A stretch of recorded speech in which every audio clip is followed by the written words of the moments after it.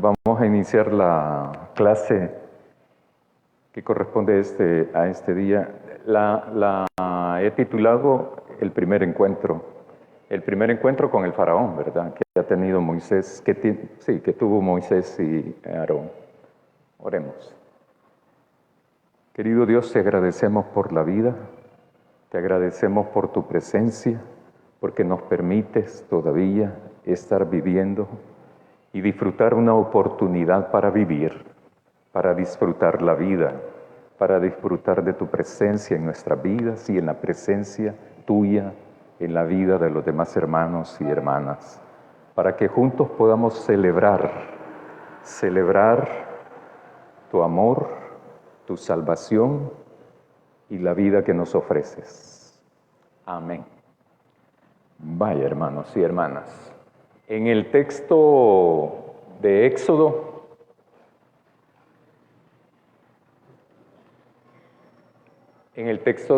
más o menos vamos a llegar aquí, creo que es el capítulo 15, y aquí partimos, aquí no se veía bien, pero aquí vamos ahorita, ¿verdad? En el capítulo 5, o sea, nos falta un montón para llegar hasta el capítulo 15, capítulo 16. No vamos a estudiar todo el Éxodo, pero hasta ahí. ¿De dónde venimos? ¿Qué es lo que se acuerdan ustedes del capítulo 1 de Éxodo? ¿Qué se acuerdan? ¿Qué vimos ahí? No quiero palabras textuales, ¿verdad? Sino lo que se acuerden, nada más. Ustedes ya han leído la historia varias veces han leído el libro, y aquí lo hemos estado reflexionando. Voy a darles una pista. Yo hablaba en esa oportunidad de que había un proyecto de muerte y un proyecto de vida. ¿Quiénes eran los que lideraban los proyectos? El proyecto de muerte, el faraón, a la cabeza. En el proyecto de vida es Dios, que ya vimos eso más adelante del capítulo 1, vimos el nombre de Dios, ¿verdad? Que puede ser yo soy, Yahvé, se traduce como de manera castellana o español Jehová, ¿verdad? Etcétera. Vale, pero en el capítulo 1, ¿qué vimos? ¿Qué se acuerdan?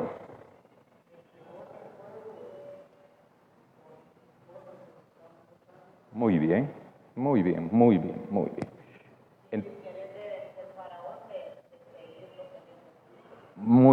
perfecto. Sí. Oh, se me acordé. Vaya. Aquí hay dos mujeres. Esto es una gran pista, ¿verdad? Habían dos mujeres que aparecen en este capítulo 1. ¿Se acuerdan quiénes son? Cifra y Fúa. Aparecen, ¿verdad? Vaya. Entonces, venimos de ahí. El faraón es el que lidera el proyecto de muerte y el proyecto de vida lo lidera Dios. Cuando yo diga Dios, yo soy, Yahvé, Jehová, es lo mismo, ¿verdad? Es lo mismo. Elohim es lo mismo. Solo que tiene atribuciones distintas, pero se refieren a Dios. Ahora bien, en el proyecto de muerte aparece el faraón dando un discurso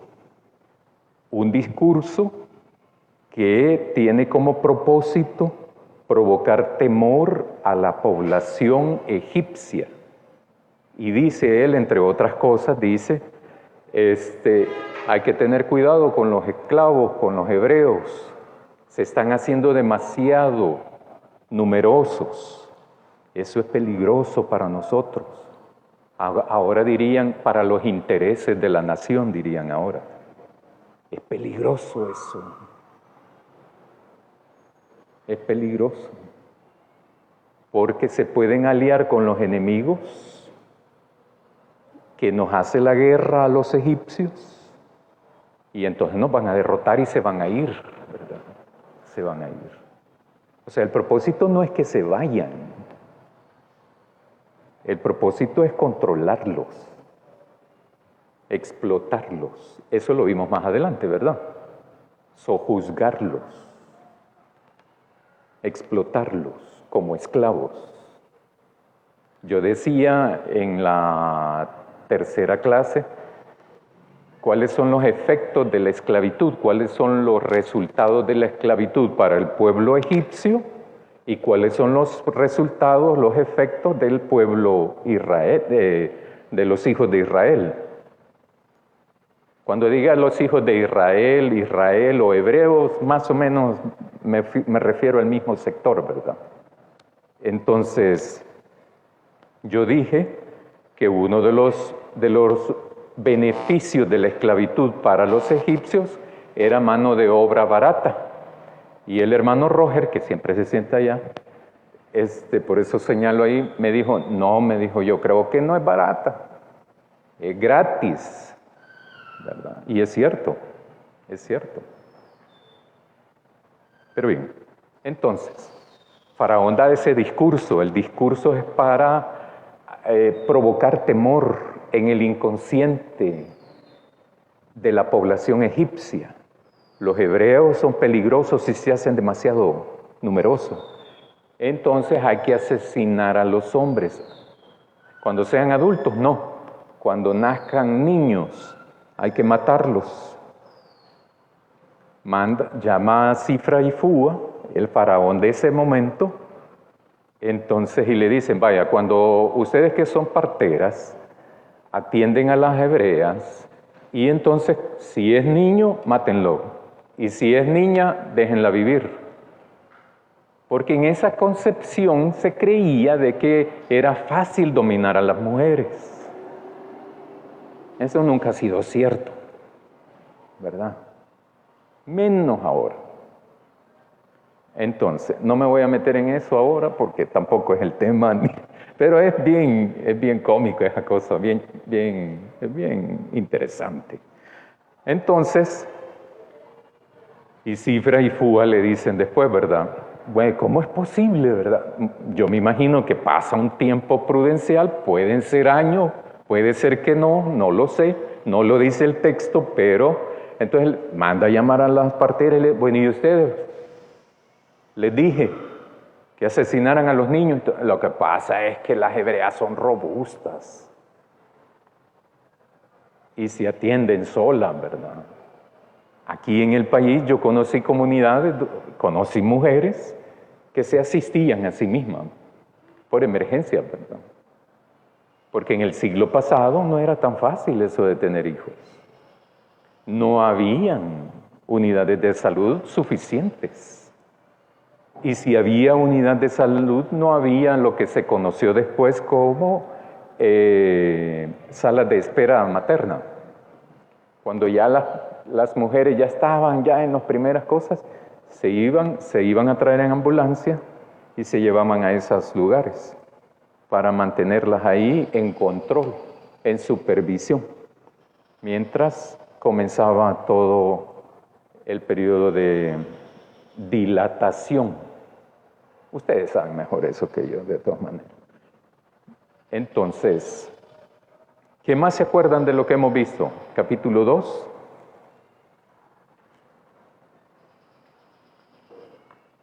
No se acuerdan. Vaya, vamos al capítulo 5 entonces.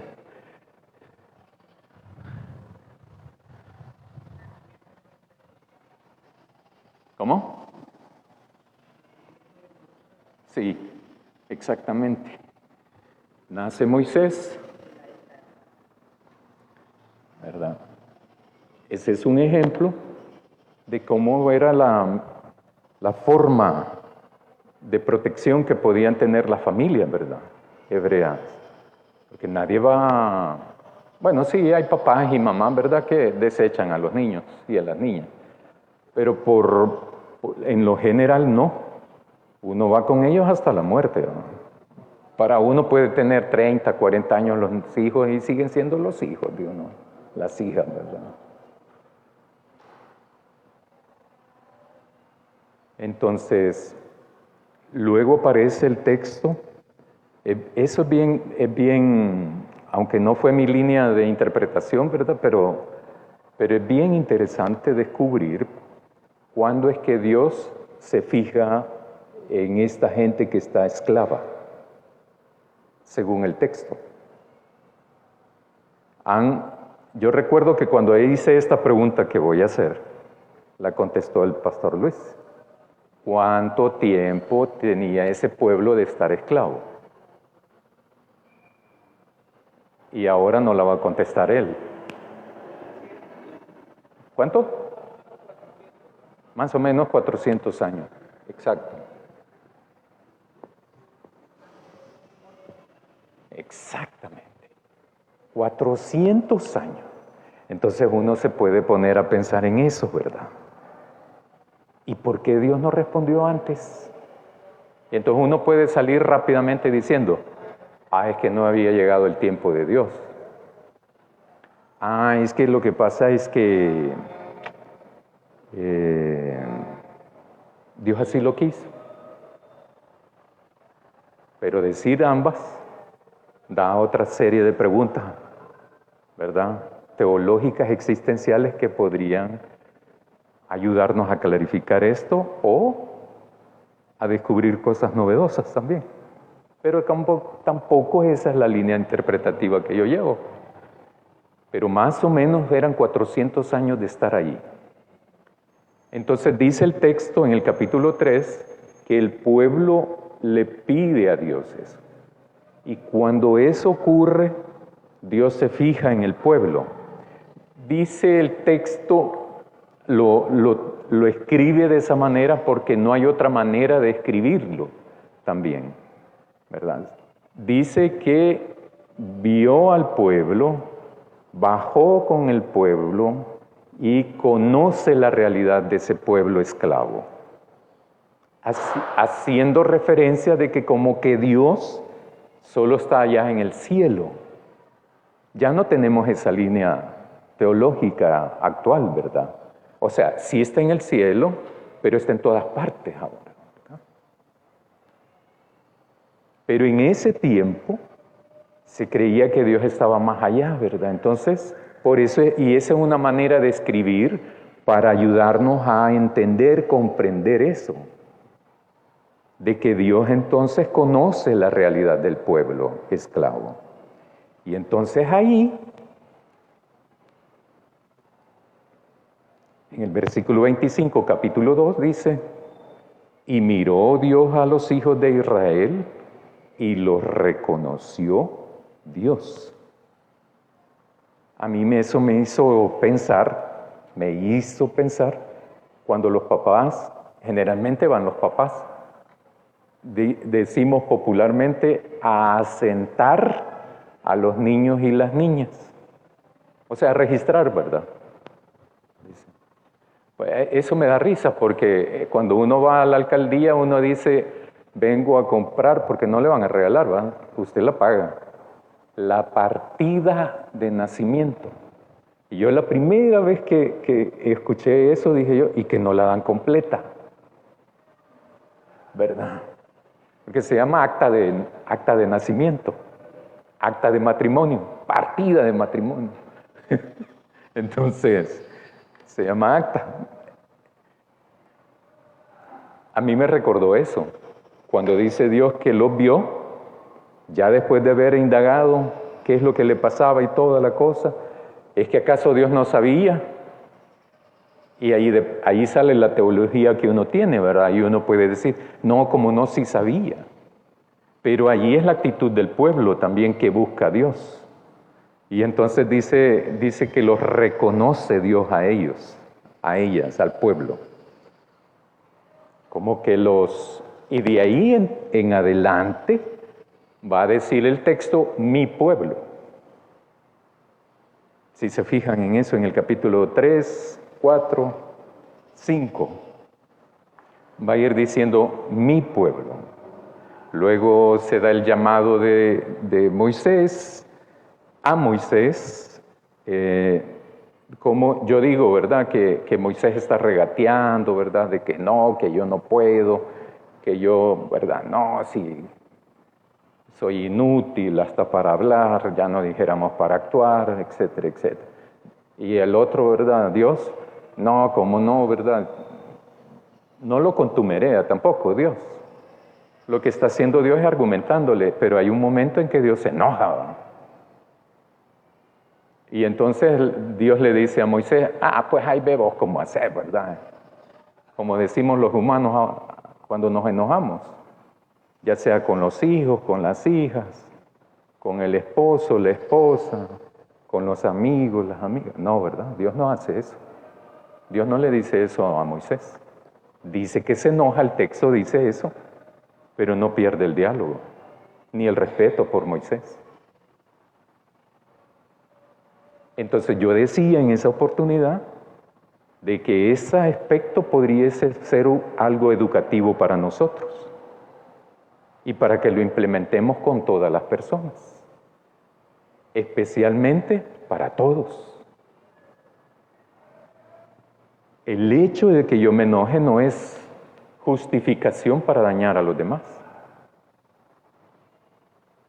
¿verdad? Y así le aprendemos a Dios. Entonces, si no, ahí lo leen, capítulo 3 y 4. Moisés regatea con Dios, entonces el llamado, no cree que es capaz, Dios cree que sí. ¿Lo está convenciendo? No lo está convenciendo. O sea, el diálogo para mí con Moisés es que asuma conciencia, porque es su gente a la cual lo está llamando Dios para ir. Es su pueblo, no propiedad, ¿verdad? Sino es parte de ese pueblo sufriente. Moisés experimentó sufrimiento al nacer, pues, ¿verdad?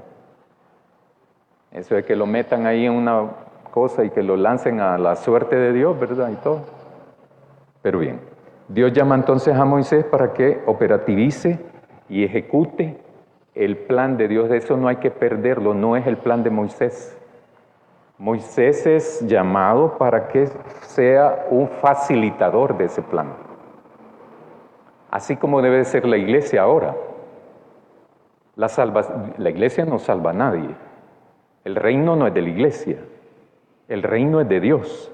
Nosotros y nosotras solo somos facilitadores de eso. ¿Dios lo puede hacer sin nosotros? Sí, por supuesto. Por supuesto. Hasta puede buscar a otros para que lo hagan. Porque el propósito de Dios no es hacerlo Él, sino que enseñarnos a los seres humanos para que actuemos de una manera determinada. Entonces por eso llama a Moisés, para entonces que sea el facilitador de su plan. Vamos a buscar en el capítulo 5, más o menos de ahí venimos, ¿verdad? A grandes rasgos.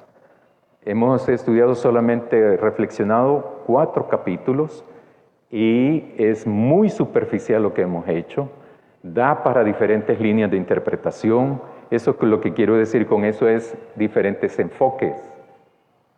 Diferentes enfoques. Vamos a leer Éxodo 5 del 1 al 5. Después Moisés y Aarón entraron a la presencia de Faraón y le dijeron: Jehová, el Dios de Israel, dice así: deja ir a mi pueblo a celebrarme fiesta en el desierto.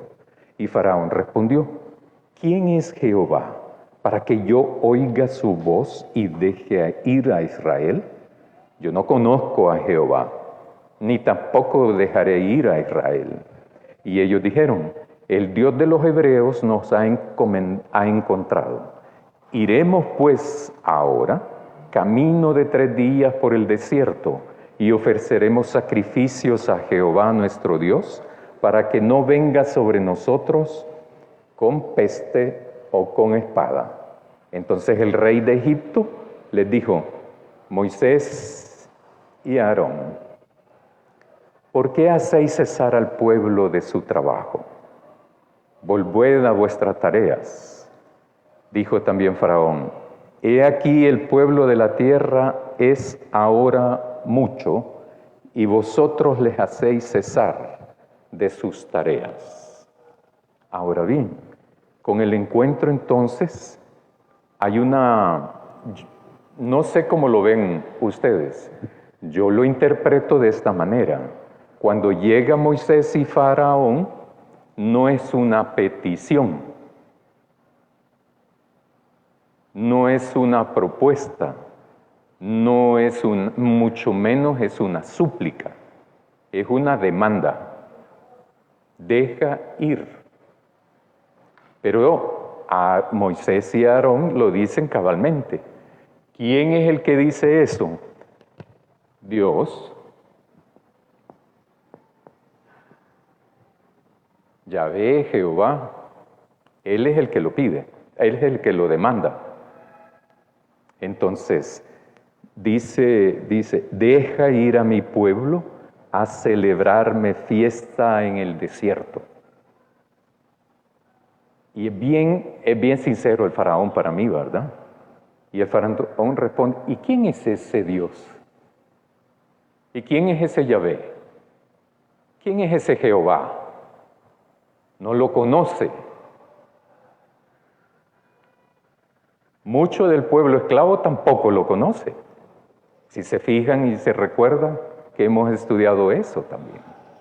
Y si voy y todo y me dicen quién, y Moisés le dice a Dios, ¿y quién le voy a decir que me manda? Y Faraón por supuesto que no lo conoce. Aquí hay sospechas, ¿verdad?, que se me ocurren a mí. Una de las cosas que se me ocurre es que quizás este pueblo no mucho hacía eso, ¿verdad? Las celebraciones en el pueblo allí en Egipto, esclavo, ¿verdad? Podría ser que este faraón no le interesaba saber nada de ese pueblo esclavo, ¿verdad? No le importaba. A él lo que le importaba es que trabajaran. Ya vimos en los capítulos 2 y 3 la producción, porque aquí solo habla de ladrillos, pero ya vimos eso de que no solo elaboran ladrillos, ¿verdad? Ya vimos eso, si no hay que leer capítulo 2 y 3 otra vez. Ahora, ¿quién es ese Yahvé? ¿Quién es ese Dios? ¿Quién es ese Jehová para que yo le obedezca? O sea, él es Faraón, ¿verdad? ¿Quién manda a Faraón? Nadie.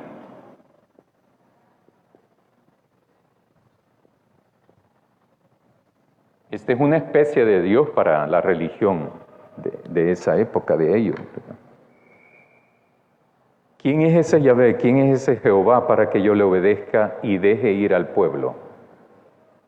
Yo no conozco a Yahvé, no conozco a Dios, no conozco a Jehová, ni tampoco voy a dejar ir al pueblo. Dejar ir al pueblo es obedecer a este Dios, que me está demandando eso al faraón. Por supuesto que no lo va a hacer. Versículo 3, y les dijeron, el Dios de los hebreos nos ha encontrado. ¿A quién encontró según Moisés y Aarón? ¿A Moisés y a Aarón o al pueblo? ¿Ah? Al pueblo, seguros. Exacto, es al pueblo. Esa es la otra cosa que a mí me hace sospechar de lo que acabo de decirles del versículo 25 del capítulo 2. ¿Verdad? Nos encontró. ¿Se habían perdido el pueblo? ¿Habían abandonado a Dios? No lo juzgo. 400 años. Ustedes seguramente conocen gente que porque Dios no les responde cuando quieren, se van de la iglesia, pues, ¿verdad?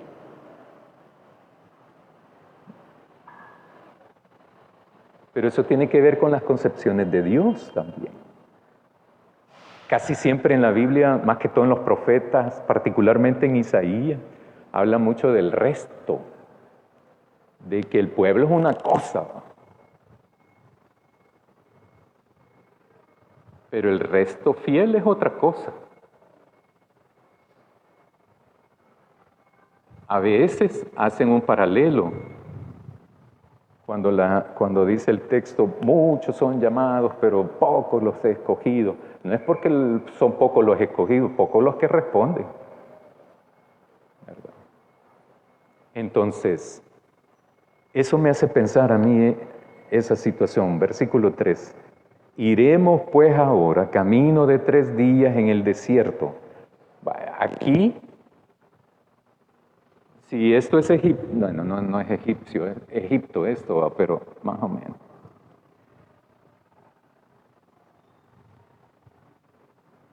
Más o menos. Si esto fuera Egipto, ellos iban a salir por 3 días. 3 días. Entonces me hace pensar, 3 días de salida significaban 3 días para regresar, ¿verdad? O sea, estamos hablando de 6 días. Las implicaciones que eso tiene para dejar ir a todo un pueblo. ¿Cuáles serían los efectos de dejar ir? 3 días. La producción se cae, de ladrillo, ¿verdad? Ajá, ya lo quise, sí. La producción agrícola, la producción de ladrillos, el trabajo de los servicios, porque eso es lo que se plantea en capítulo 2, creo, 3. 6 días, o sea, posiblemente se viene abajo la economía de Egipto. Ese es solamente el aspecto económico. ¿Y el aspecto político cuál sería? El costo político de dejarlo ir.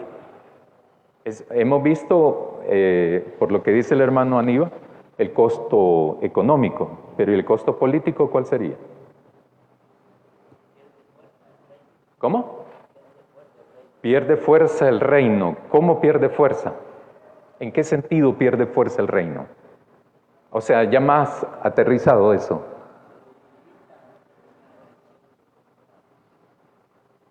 Muy bien, dice el hermano Aníbal, se debilita. El faraón, ¿verdad? Se debilita de manera externa y de manera interna.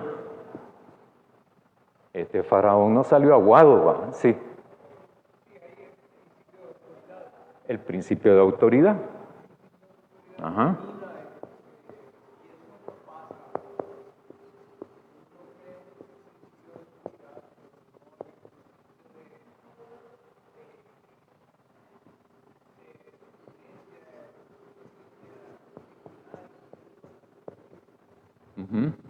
Muy bien.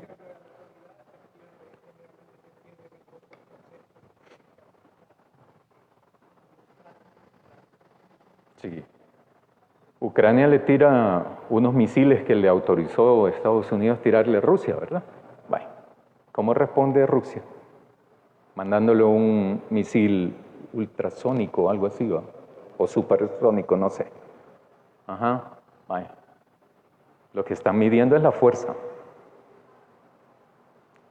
Esos pleitos tienen si ustedes ven a 2 gallos, es lo mismo que pasa con esos tipos, ¿va? Lo mismito pasa, solo que con armas distintas, por supuesto, ¿va? El costo político es interno para el faraón y todo su gabinete, pero también es externo frente a los que están alrededor, ¿verdad? Exacto, eso está chivo, porque la imagen de ser un faraón fuerte, un semidios, un casi dios, todopoderoso, que es dueño de todo lo que vive en su tierra, se debilita por un pueblo esclavo, débil y sin armas y sin guerra.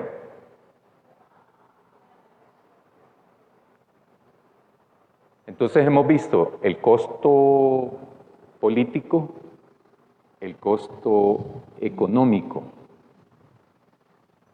¿Cuál sería el beneficio para el pueblo de Israel? La salida.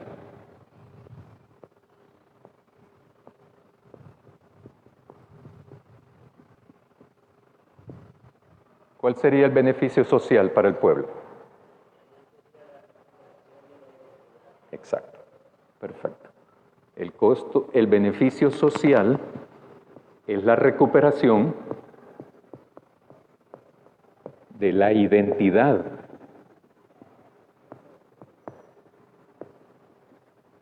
Muy bien, muy bien. ¿Cuál sería el beneficio espiritual? Lo voy a separar porque generalmente va ahí adentro. ¿Perdón?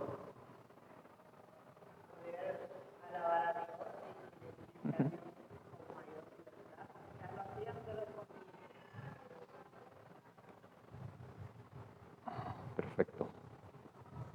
Dice la hermana, poder alabar a Dios.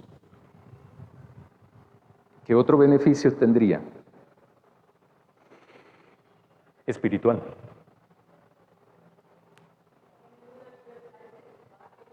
Ajá, muy bien. Como una libertad espiritual, una libertad de adoración. ¿Algún otro beneficio espiritual?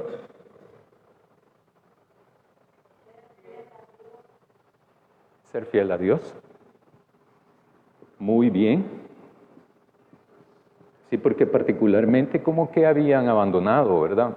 Podría parecer eso, de que habría abandonado después de 400 años, de nacer, morir, generaciones, generaciones y generaciones, nacer y morir siendo esclavos, etcétera, etcétera.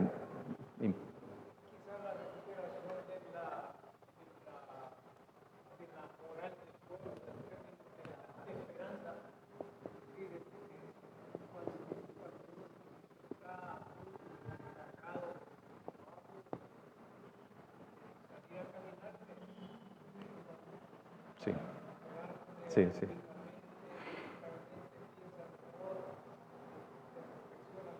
Ujú.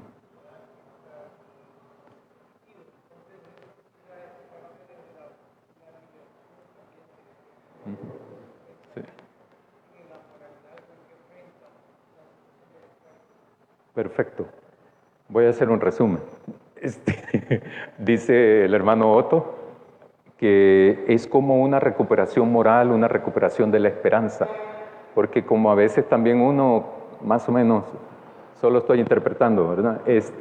A veces uno también puede experimentar eso ahora, que a veces quizás uno se levanta desanimado por los problemas, las angustias aquí, aquí, allá, y a veces salir a caminar le ayuda a aclarar las situaciones también, ¿verdad?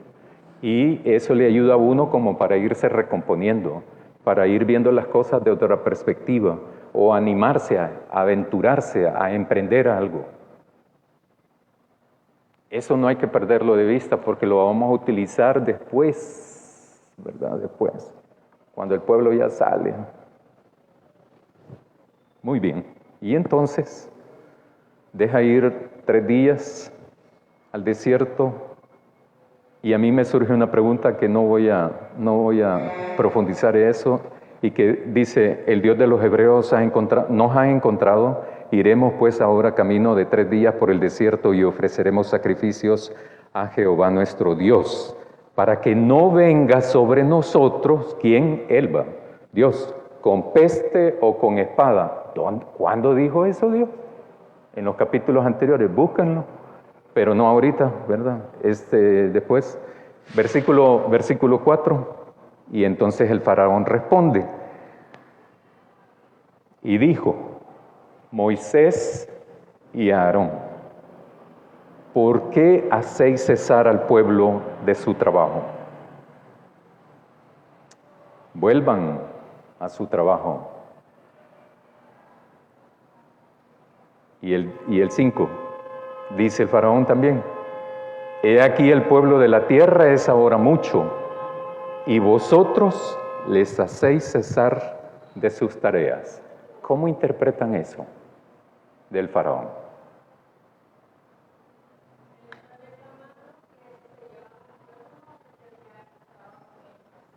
Sí, sí. Muy bien, hermano.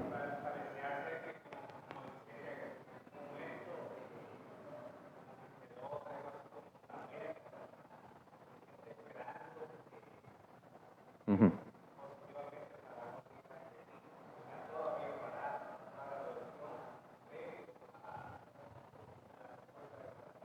Sí, dígame.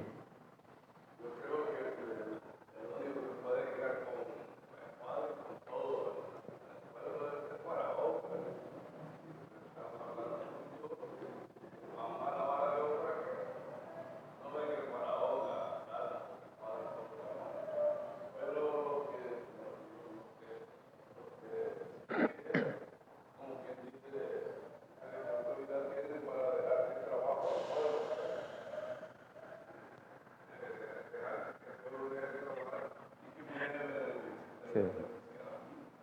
Muy bien, ¿verdad? Entonces, ¿y ustedes quiénes son? Moisés y Faraón y Aarón. ¿Quiénes son ustedes? Ustedes están insolentando a la gente. ¿Ah? Ustedes están provocando de que estos vayan a holgazanear. La palabra es un poco más fuerte, ¿verdad? Pero, ¿cómo? Ah, sí. Sí. Por ejemplo, para mí, yo sospecho, ¿verdad? Sospecho. La primera molestia es que vienen estos dos llanos y silvestres mortales, ¿verdad? Y vienen con una demanda y que los deje ir 3 días, o sea, 6. Están locos, ¿va?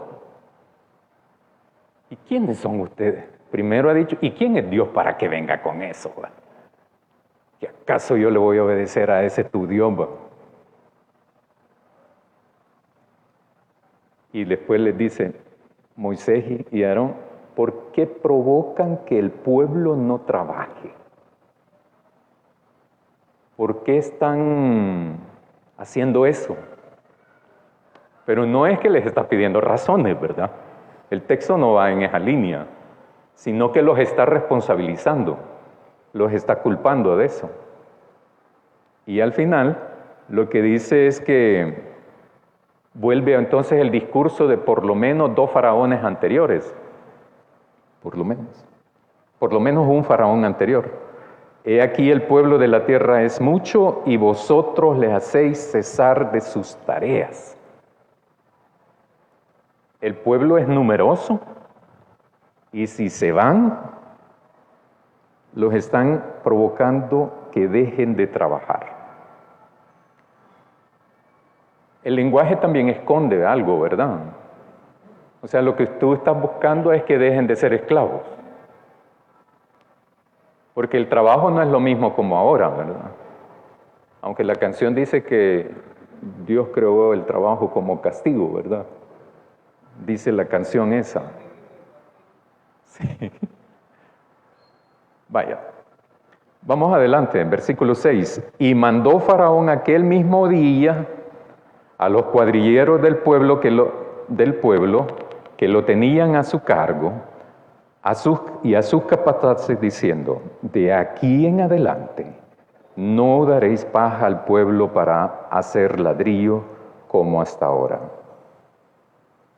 Vayan ellos y recojan por sí mismos la paja y les impondréis la misma tarea de ladrillos que hacían antes. ¿Antes de qué? Antes de que llegaran Moisés y Aarón, y no le disminuyen nada, porque están ociosos, haraganes, ¿verdad? O sea, tienen tiempo, pues, ¿verdad?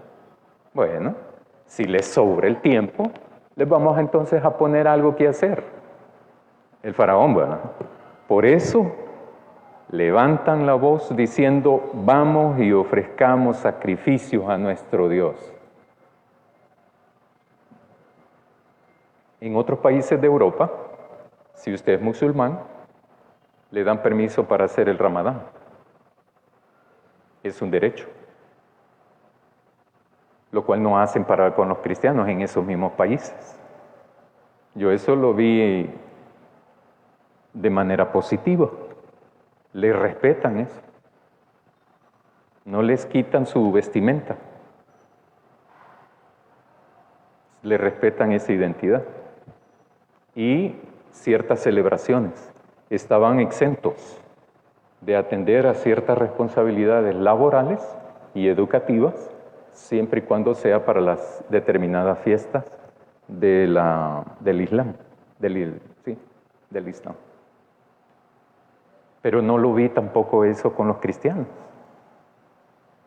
Y eso me llamó la atención. ¿Verdad? Nadie dice, no, es que ahora no voy a trabajar porque es viernes de, ¿qué? Viernes Santo, ¿no?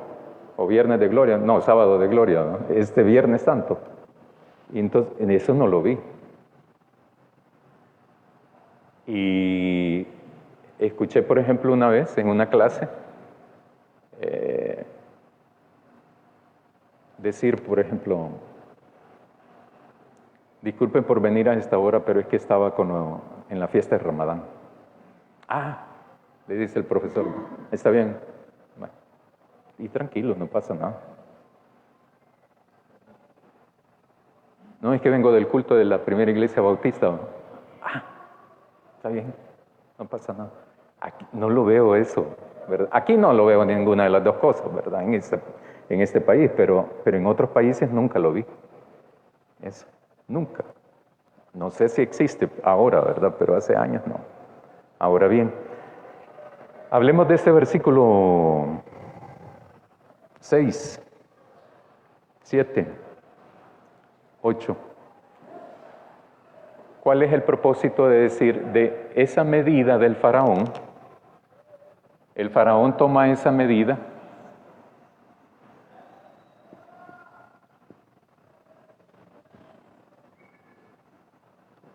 ¿con qué propósito? Dígame.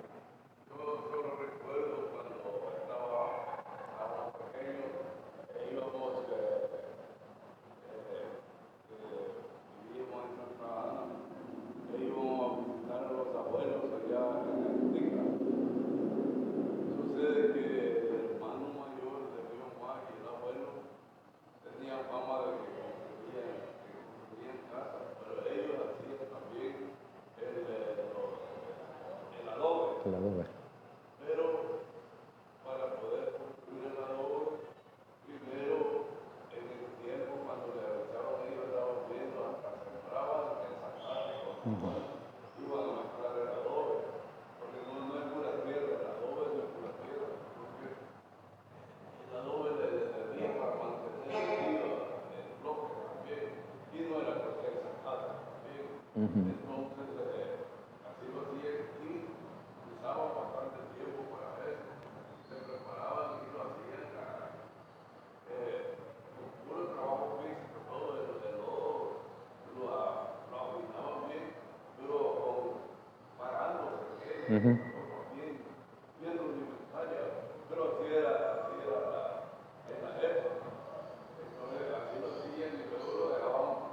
Secar.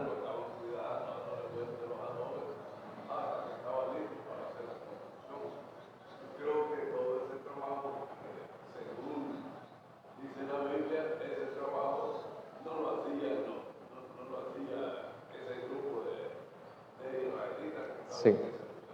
Sí.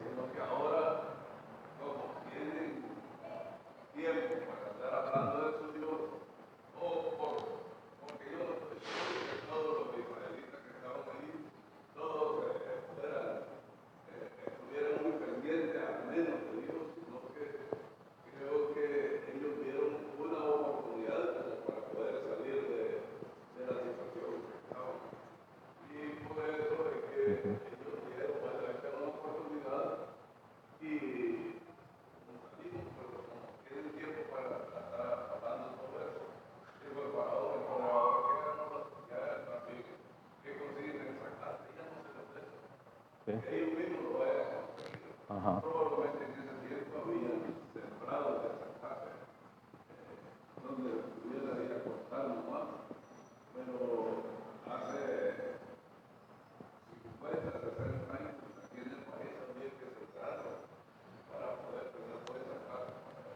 Muy bien, muy bien, muy bien. Sí, sí, sí. Vaya. El faraón lo que hace es endurecer las medidas. Como ya nos explicó ahí el hermano. Entonces, y la cantidad de ladrillos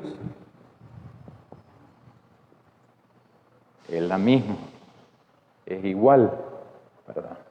Solo que la medida se endurece, porque tienen que ir a traer, cortar, traer el zacate y producir la misma cantidad de ladrillos. Esa es una medida que endurece la esclavitud. O sea, es una medida represiva. ¿Cuál es el argumento? Están ociosos, están de haraganes. ¿Qué es eso de andar ir a adorar a Dios?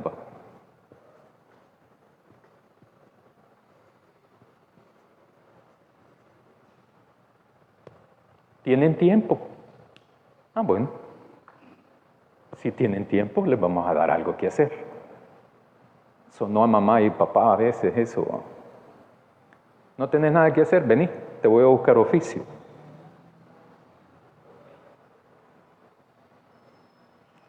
Los faraones, las faraonas de la casa. Si es que yo te veo ahí que no estás haciendo nada, ¿verdad? Ahí pasas echado, pasas echada. Ahora dirían solo con el teléfono pasas. ¿Cómo? Chateando con el teléfono, ¿verdad? Entonces, vení. Anda a cortar el zacate. Entonces, el argumento del faraón es esto. Están ociosos porque tienen tiempo de querer ir a adorar a Dios. Vaya, chivo. Entonces endurece las medidas. Vayan a traer el zacate y la misma cantidad de ladrillos tienen que producirla. Ahora les pregunto, ¿con qué propósito hace eso el faraón? ¿O con qué propósitos?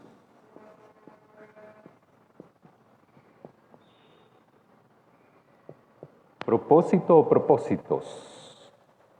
¿Qué es lo que quiere el faraón con eso?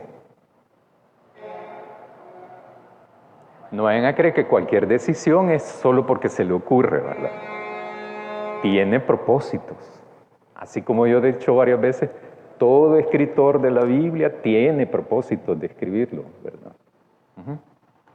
¿Cuáles son los propósitos de Faraón de endurecer esto?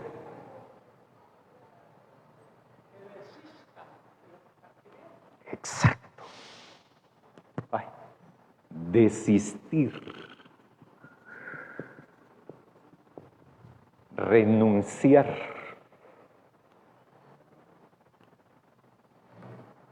Exactamente eso. O sea, tenés tiempo de pensar, ya no te voy a dejar tiempo para que andes pensando que se te ocurran esas locuras de ir a adorar a Dios.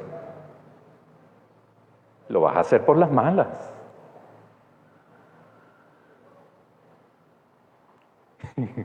Y entonces es que me da risa porque ahora uno tiene esto todo el tiempo del mundo, más o menos todo el tiempo del mundo. Pero uno es administrador de su tiempo. Es mentira que no le quede tiempo a uno ni siquiera leer unos 3 capítulos diarios de la Biblia. Eso no es cierto. No, yo trabajo 20 horas al día. Pues sí, entonces...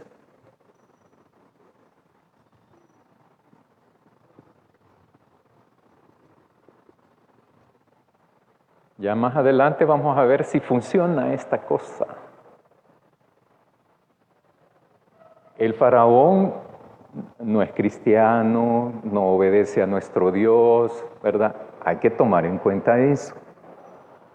Hay que tomar en cuenta de que este pueblo viene de 400 años de esclavitud. También. Ahora bien, ya vimos los beneficios, pero también vimos anteriormente los costos de la salida, los costos económicos, políticos, sociales, geopolíticos para los egipcios. Pero también podemos ver los beneficios también sociales, espirituales, económicos, de la salida para el pueblo. No tienen tierra y Dios les ofrece una tierra. Después, bueno. Ahora, entonces, a la demanda de dejarlos ir, el faraón responde. Primero acusa a Moisés y a Aarón de ser Aarón y Moisés. Quizás que para el faraón estos son los visibles, ¿verdad? Moisés y Aarón. Estos son los que andan con esto, ¿verdad? ¿Por qué provocan que la gente sea ociosa? ¿Por qué andas con eso de provocando que les sean haraganes? ¿Por qué de que desistan de su trabajo? Los estás desviando. Moisés y Aarón al pueblo los están insolentando, gracias. ¿Verdad? Le están metiendo ideas. Bien estaban. Acuérdense de esto que estoy diciendo, porque después el mismo pueblo dice, bien estaba, vamos allá. La cuestión ideológica, pero permea 400 años. 400 años de venir arrastrando una estructura mental, valores adquiridos en la esclavitud. No es fácil para ellos. Entonces viene Faraón, y como es buzo del hombre no es ningún ignorante. Entonces decimos popularmente, le voy a socar un poco la tuerca a esto. Vayan a decirle, reúne a todos los líderes de cuadrillas, etcétera, etcétera, etcétera. Vayan y díganles, quiero la misma cantidad de ladrillo, pero ahora pero es que no tenemos la paja. Vean cómo hacen. Rebúsquense. Y el castigo. Ahora bien, el propósito es renunciar, desistir de irse a adorar a Dios, de salir para adorar a Dios. El argumento es eso. La medida no es, yo no soy malo, Faraón. Ellos son ociosos, tienen tiempo. Entonces les voy a... Se acabó el tiempo. Yo ya no tengo tiempo. Entonces eso, ¿verdad? Nos quedamos, ahí lo leen, lo terminan de leer, y reflexionar. Pero yo creo que a mí me fascina esta onda, iba a decir, pero no lo dije. A mí me gusta mucho esto, porque me fascina, porque es tan existencial, porque desde siempre Dios nos ha enseñado de que Dios está presente en nuestras luchas. ¿Cómo? Sí.